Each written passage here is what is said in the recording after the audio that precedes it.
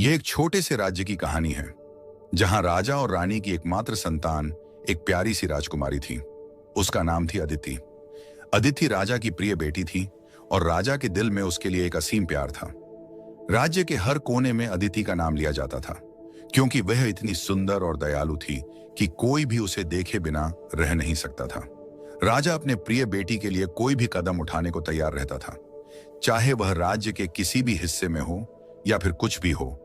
वह हमेशा अपनी बेटी की खुशी के लिए हर संभव प्रयास करता। राजा का प्रजा के प्रति व्यवहार थोड़ा सख्त था और वह कभी-कभी बहुत कठोर निर्णय लेता था। प्रजा में इससे कुछ असंतोष था क्योंकि राजा अपनी बेटी की खुशी में बहुत डूबा रहता था, लेकिन प्रजा की समस्याओं को नजरअंदाज करता था। फिर भी प्रजा उसे प्रिय मानती थी क्योंकि उसने राज्य के बाहरी दुश्मनों से हमेशा अपने राज्य की रक्षा की थी। रानी, जो अपनी बेटी अदिति से बहुत प्यार करती थी, वह इस सब के बीच सुकून पाती थी। उसका जीवन उदास था क्योंकि उसे कोई बेटा नहीं था। वह जानती थी कि एक दिन अदिति ही राज्य की रानी बनेगी और उसका राज्य सही हाथों में रहेगा। रानी का दिल सच्चे प्रेम और समर्पण से भरा हुआ था और वह चाहती थी कि अदिति को हर खुशी मिले। अदिति को देखकर राज्य के लोग भी खुशी महसूस करते थे। वह उन सभी के बीच अपने कर्तव्यों को बखूबी निभाती, चाहे वह दीन दुखियों की मदद हो या फिर राज्य के त्योहारों की व्यवस्था करना। उसकी प्यारी मुस्कान और दयालुता ने उसे सभी का चहेता बना दिया था। एक दिन जब राज्य के महल की दीवारों से बाहर की दुनिया बहुत दूर लग रही थी, राजकुमारी अदिति अपनी सबसे प्यारी सहेली के साथ राज्य से बाहर घूमने निकल पड़ी। वे दोनों एक छोटी सी यात्रा पर निकली जहां अदिति को महल की बोरियत से राहत मिलती। उनका गंतव्य था एक खूबसूरत नहर जो जंगल के बीचों बीच बहती थी। वह नहर अपनी शांत धाराओं और साफ पानी के लिए प्रसिद्ध थी। यह जगह राजकुमारी को हमेशा आकर्षित करती थी क्योंकि यहाँ की शांति और प्राकृतिक सुंदरता में कुछ अलग सा जादू था। जब वे नहर के किनारे पहुंची तो अदिति ने अपने सहेली से कहा, यहाँ की शांति और ताजगी कुछ अलग ही है। लगता है जैसे यहाँ समय थम सा गया हो। सहेली ने सिर हिलाते हुए मुस्कुराया और दोनों ने नहर के किनारे चलना शुरू किया। तभी अदिति की नजर एक युवक पर पड़ी जो नहर के किनारे मछलियां पकड़ने में व्यस्त था। वह एक साधारण मछुआरा था। उसकी आंखों में एक गहरी सादगी थी और चेहरा पर एक चंचल मुस्कान। वह बहुत सधे हुए तरीके से मछली पकड़ रहा था, जैसे उसे अपने काम से बहुत प्यार हो। राजकुमारी की नजर उस युवक पर अटक गई और वह धीरे धीरे उसके पास जाने लगी। सहेली ने उसे देखा और चुपचाप उसके पीछे पीछे चलने लगी। नमस्ते, राजकुमारी ने कहा और मछुआरा चौंका। नमस्ते राजकुमारी, वह थोड़ी झिझक के साथ बोला।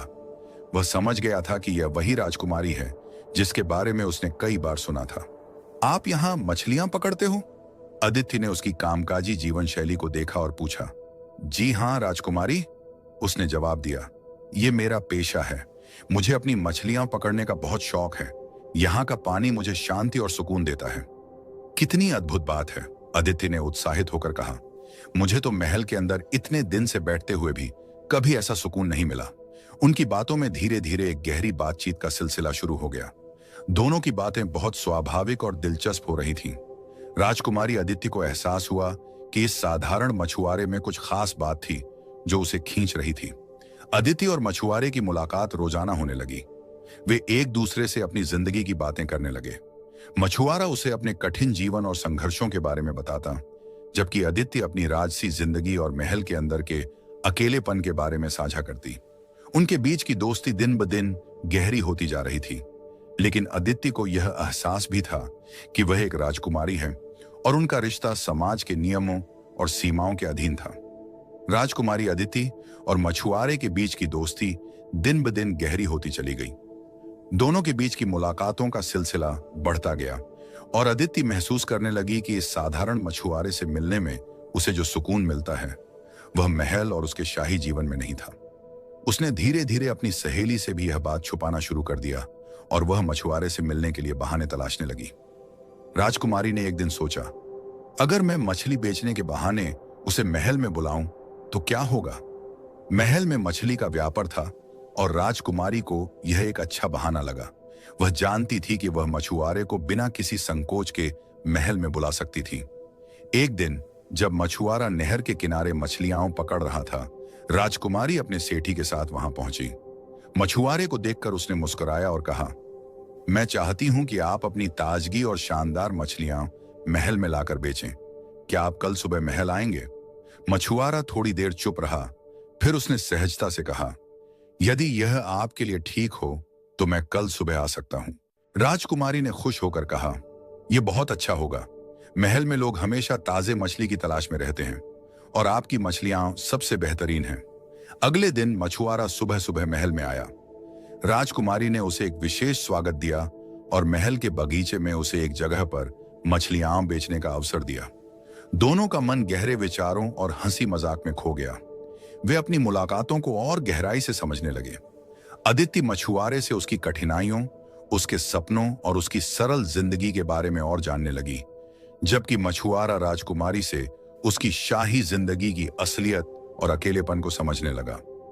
हालांकि दोनों के बीच यह दोस्ती बहुत खास थी, लेकिन अदिति के दिल में कभी न कभी यह सवाल जरूर उठता था कि क्या यह दोस्ती एक सीमा से बाहर निकल सकती है? क्या एक साधारण मछुआरा और एक राजकुमारी का संबंध समाज की सख्त सीमाओं को तोड़ सकता है? राजकुमारी की मुलाकातें मछुआरे से और बढ़ने लगीं। अब वह उसे सिर्फ महल में बुलाने के बहाने नहीं, बल्कि उसके पास जाने के और भी कारण ढूंढने लगी। समय बीतता गया और राजकुमारी अदिति और मछुआरे के बीच दोस्ती धीरे धीरे प्रेम में बदलने लगी। दोनों एक दूसरे से मिलने का बहाना ढूंढते रहते थे और हर मुलाकात में दोनों का दिल एक दूसरे के लिए और गहरा होता जा रहा था। अदिति को महसूस होने लगा कि यह साधारण सा मछुआरा उसकी जिंदगी का सबसे महत्वपूर्ण हिस्सा बन गया है। वह उसकी सादगी, उसकी ईमानदारी और उसकी मेहनत के प्रति सम्मान से बेहद प्रभावित थी। मछुआरा, जिसका नाम करण था, अदिति के प्रति अपनी भावनाओं को समझने लगा था। वह जानता था कि वह एक राजकुमारी है और उसका जीवन किसी और दुनिया से जुड़ा हुआ है, लेकिन फिर भी उसे अदिति की मुस्कान, उसकी सरलता और दिल से जुड़ी बातें इतनी प्यारी लगने लगीं कि वह खुद को उसके बिना नहीं देख पा रहा था। कर्ण के दिल में अदिति के लिए एक गहरा प्रेम था, लेकिन वह डरता था कि कहीं उसकी जिंदगी में यह प्रेम कोई भारी उलझन न बना दे। राजकुमारी अदिति और कर्ण के बीच की मुलाकातें अब और भी खास हो गई थीं। वे दोनों अब सिर्फ दोस्त नहीं रहे थे, बल्कि एक दूसरे के दिल की बातों को समझने लगे थे। अदिति के दिल में यह संकोच भी था कि वह अपने परिवार और राज्य की उम्मीदों को कैसे नजरअंदाज कर सकती है, लेकिन उसके दिल का एक हिस्सा यह भी कहता था कि वह अपने दिल की आवाज सुनकर कर्ण के साथ अपनी जिंदगी बिताना चाहती है। एक दिन जब वे दोनों नहर के किनारे बैठे थे, अदिति ने कर्ण से कहा, कर्ण, मैं अब महसूस करती हूं कि यह दोस्ती अब कुछ और बन चुकी है। मैं तुमसे बहुत प्यार करने लगी हूं। एन कर्ण को थोड़ी चौंकाने वाली सी बात सुनकर दिल में हलचल सी हुई, लेकिन फिर भी उसने अपनी भावनाओं को न रोकते हुए कहा, अदिति, मैं भी तुमसे बहुत प्यार करता हूं, लेकिन क्या हम दोनों की जिंदगी सच में एक साथ हो सकती है? तुम एक राजकुमारी हो और मैं एक साधारण मछुआरा। हमारी दुनिया बहुत अलग है।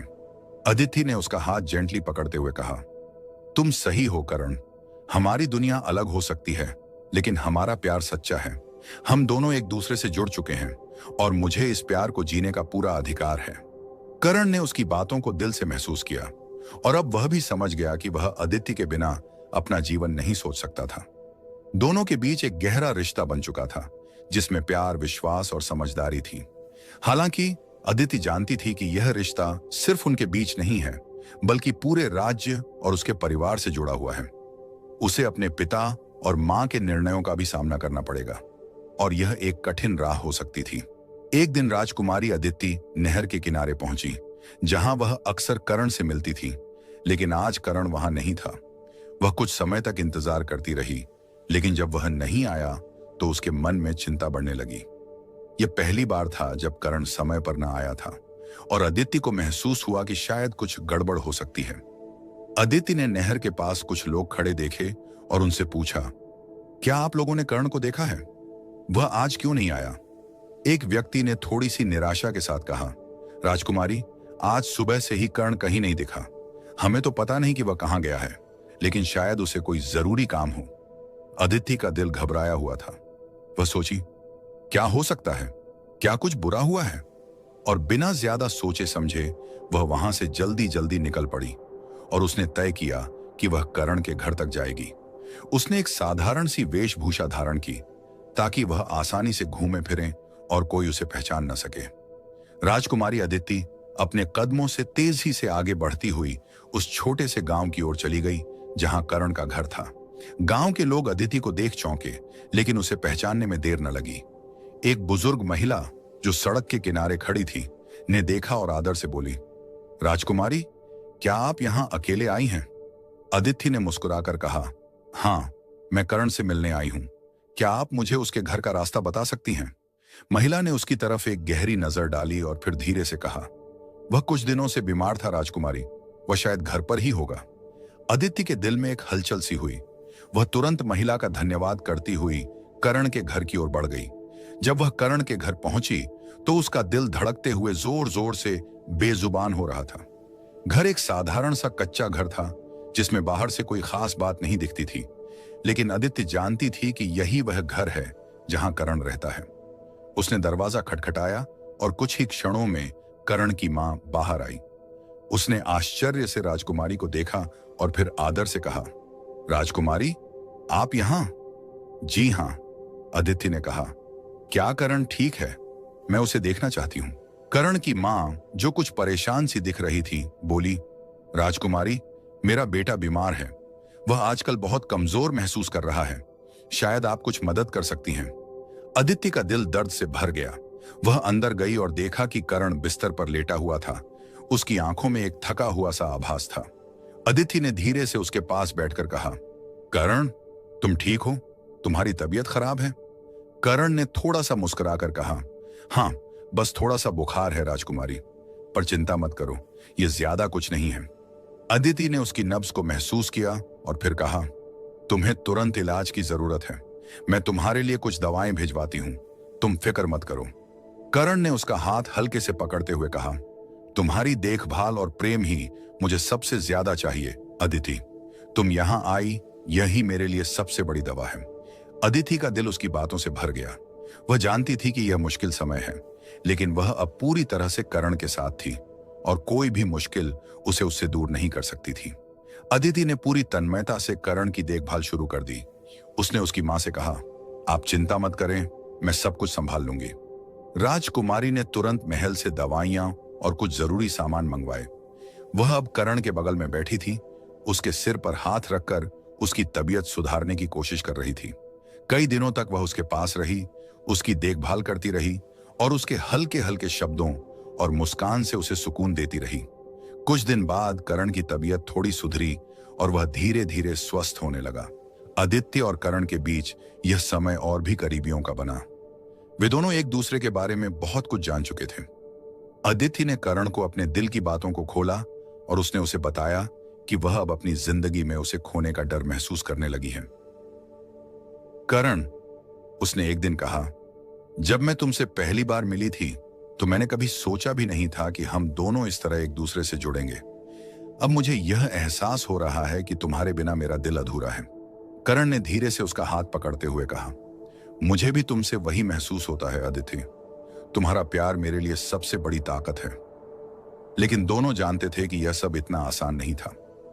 अदिति राजकुमारी थी और उसके पास एक जिम्मेदारी थी, न केवल अपने राज्य की बल्कि अपने परिवार की अपेक्षाओं को भी पूरा करना था।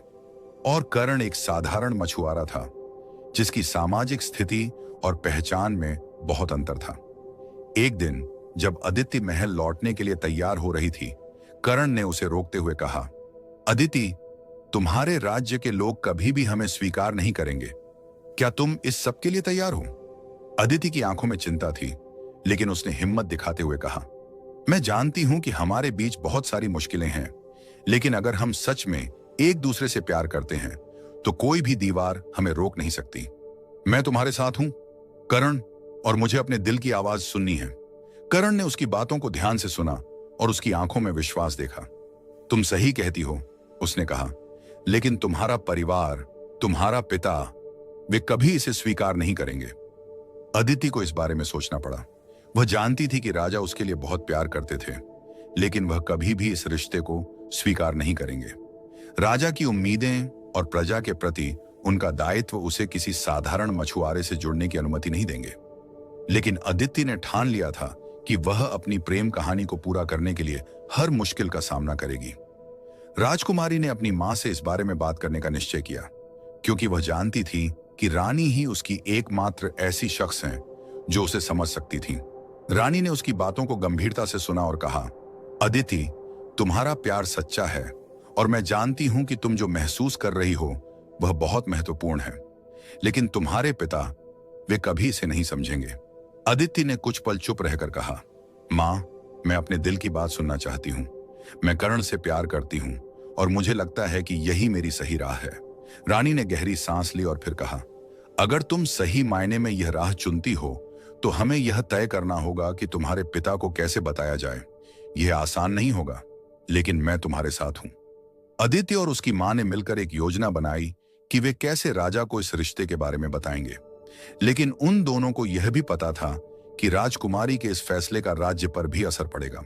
एक दिन जब अदिति और कर्ण की मुलाकातें बढ़ रही थीं और उनका रिश्ता गहरे प्यार में बदल चुका था, तभी एक अप्रत्याशित घटना घटित हुई। राजमहल में कुछ गुप्त खबरें पहुंच गईं कि राजकुमारी अदिति और एक साधारण मछुआरे के बीच संबंध है। यह खबर किसी तरह महल के दरबारियों तक पहुंच गई और जल्द ही राजा को इसके बारे में पता चला। राजा, जो हमेशा से अपनी बेटी को अपनी आंखों का तारा मानते थे और जो प्रजा के लिए कठोर थे, इस खबर से पूरी तरह चौंक गए।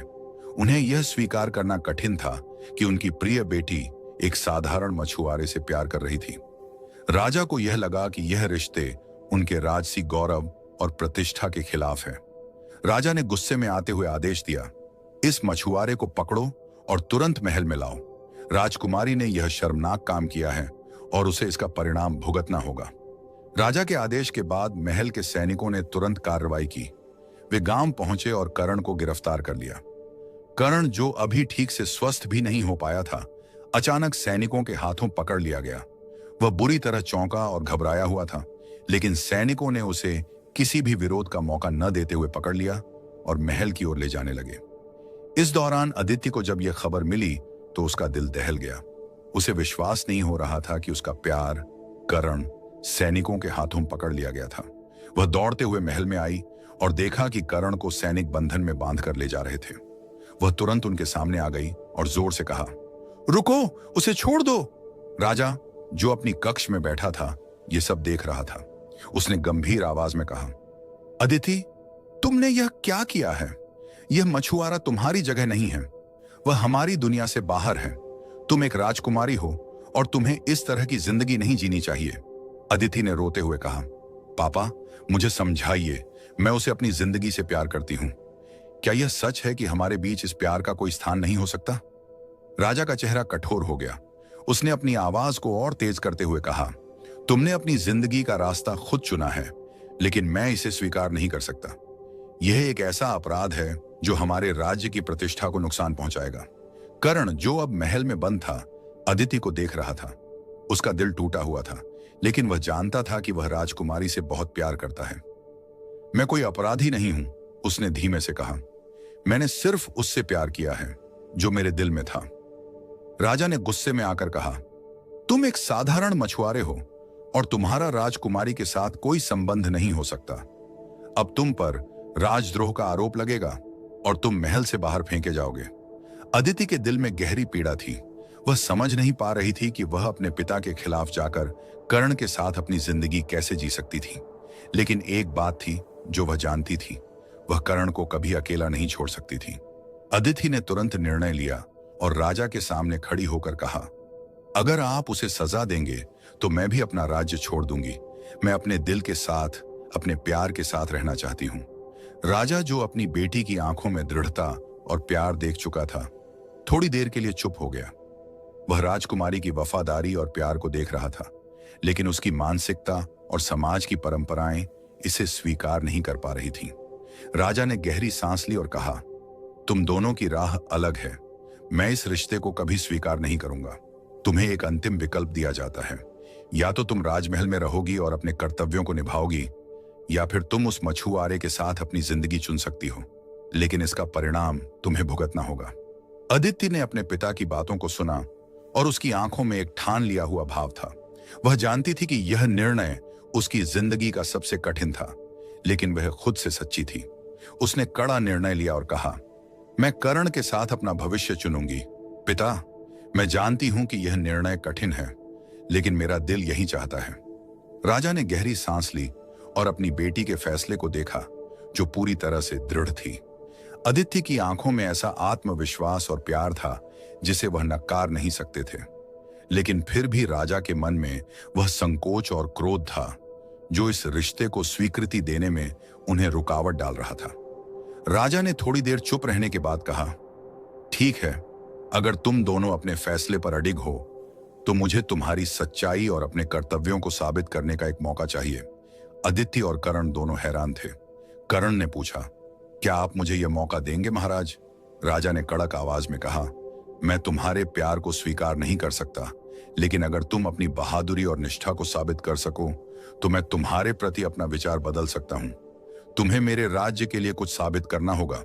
मैं तुम्हें एक चुनौती दूंगा। तुम्हें हमारी सीमा पर एक दुश्मन के किले पर हमला करना होगा और उसे नष्ट करना होगा। अगर तुम सफल हुए तो मैं तुम्हारा रिश्ता स्वीकार करने पर विचार करूंगा, लेकिन अगर तुम असफल हुए तो तुम्हें सजा दी जाएगी और तुम्हारा नाम हमेशा के लिए मिटा दिया जाएगा। कर्ण के दिल में यह चुनौती सुनकर डर की लहर दौड़ी, लेकिन उसने खुद को संभालते हुए कहा, महाराज, मैं इस चुनौती को स्वीकार करता हूं। मैं आपको और आपकी बेटी को यह साबित करके दिखाऊंगा कि मैं इसके लायक हूं। राजा की आंखों में थोड़ी राहत सी आई, क्योंकि वह जानता था कि यह चुनौती कर्ण के लिए आसान नहीं होगी। लेकिन राजा को यह विश्वास था कि इस मुश्किल परीक्षा में कर्ण या तो टूट जाएगा या फिर अपनी बहादुरी से सबको चौंका देगा। अदिति की आंखों में घबराहट थी, लेकिन उसने विश्वास के साथ कहा, कर्ण, तुम यह कर सकते हो, मैं तुम्हारे साथ हूं। कुछ दिन बाद कर्ण ने अपनी सेना तैयार की और वह राजा द्वारा दी गई चुनौती को पूरा करने के लिए किले की ओर बढ़ा। वह जानता था कि यह सिर्फ एक लड़ाई नहीं थी, बल्कि उसकी पूरी जिंदगी का सबसे बड़ा इम्तिहान था। राजकुमारी अदिति भी अपने दिल में उम्मीद और चिंता लिए महल से बाहर किले के रास्ते पर नजरें लगाए खड़ी थी। उसे इस बात का यकीन था कि कर्ण अपनी बहादुरी से यह परीक्षा पास कर लेगा। कर्ण ने दुश्मन के किले पर हमला किया और वहां उसे कई कठिनाइयों का सामना करना पड़ा, लेकिन उसने हार नहीं मानी। उसने अपनी पूरी ताकत, बहादुरी और रणनीतिक कौशल से दुश्मन की सेना को हराया। वह किले में घुसने में सफल हुआ और दुश्मन का ध्वस्त कर दिया। उसकी बहादुरी और साहस को देखकर दुश्मन के सैनिक भी आश्चर्यचकित थे। जब वह किले से वापस लौटे तो राजा और उसके दरबारी उसका स्वागत करने के लिए खड़े थे। कर्ण थका हुआ था, लेकिन उसकी आंखों में विजय का तेज था। उसने न केवल अपनी बहादुरी साबित की, बल्कि उसने राजकुमारी अदिति के साथ अपने प्यार को भी सच्चाई में बदल दिया था। राजा ने अपनी बेटी और कर्ण को देखा। उसने चुपचाप कुछ देर तक सोचा, फिर आखिरकार अपने फैसले को जाहिर किया। कर्ण, तुमने अपनी बहादुरी और निष्ठा को साबित किया है। तुमने मेरे राज्य और मेरे परिवार के लिए अपना सब कुछ दिया। मैं तुम्हारा और अदिति का रिश्ता अब स्वीकार करता हूं। तुम दोनों का प्यार सच्चा है और तुम्हारी निष्ठा ने यह साबित कर दिया है कि तुम मेरे परिवार का हिस्सा बन सकते हो। अदिति की आंखों में आंसू थे, लेकिन वह खुशी से झूम उठी। उसने कर्ण को गले लगाया और दोनों का प्यार अब राजमहल में स्वीकृत हो चुका था। अब दोनों की जिंदगी एक नए अध्याय की ओर बढ़ रही थी। वे जानते थे कि प्यार, निष्ठा और बहादुरी ने उनके रिश्ते को मजबूत किया था और अब वे किसी भी मुश्किल से नहीं डरेंगे। राजा की स्वीकृति के बाद अब उनका प्यार महल की दीवारों से बाहर आ चुका था और वे एक साथ अपने जीवन की नई शुरुआत करने के लिए तैयार थे। यह कहानी केवल एक राजकुमारी और मछुआरे के प्यार की नहीं, बल्कि उनके साहस और रिश्ते की ताकत की थी, जो अंततः हर कठिनाई और चुनौती को पार करके सफलता की ओर बढ़ी।